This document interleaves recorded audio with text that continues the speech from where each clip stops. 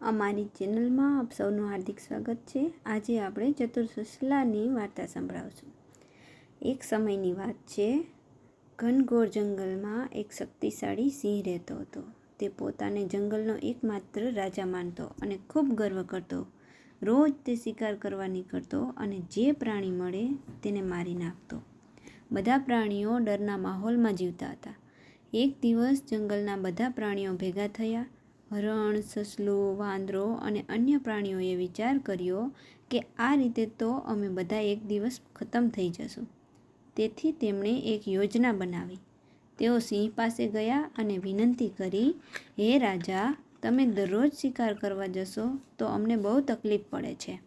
તેના બદલે અમે દરરોજ તમારી પાસે એક પ્રાણી મોકલીશું। તમે આરામથી ખાઈ શકો। સિંહે વિચાર્યું અને આ પ્રસ્તાવ સ્વીકારી લીધો। દરરોજ એક પ્રાણી સિંહ પાસે જતું અને સિંહ તેને ખાઈ લેતો। એક દિવસ સસલાનો વારો આવ્યો। સસલું નાનું હતું પણ ખૂબ બુદ્ધિશાળી હતું। તેણે વિચાર્યું કે મારે કંઈક એવો ઉપાય કરવો જોઈએ કે સિંહથી સદાકાળ માટે છુટકારો મળે। સસલું જાણીબૂજીને મોડું સિંહ પાસે પહોંચ્યું। સિંહ ગુસ્સે થઈ ગયો અને ગર્જના કરી, તું આટલું મોડું કેમ આવ્યું? સસલાએ નમ્રતાથી કહ્યું, મહારાજ, રસ્તામાં બીજા એક સિંહે મને રોકી લીધો। તેણે કહ્યું કે તે જ સાચો રાજા છે। આ સાંભળીને સિંહ ગુસ્સાથી ભરાઈ ગયો। મને બતાવો એ સિંહ ક્યાં છે? તે બોલ્યો। સસલાએ સિંહને એક ઊંડા કૂવા પાસે લઈ ગયો। તેણે કહ્યું, મહારાજ, એ સિંહ આ કૂવામાં છે।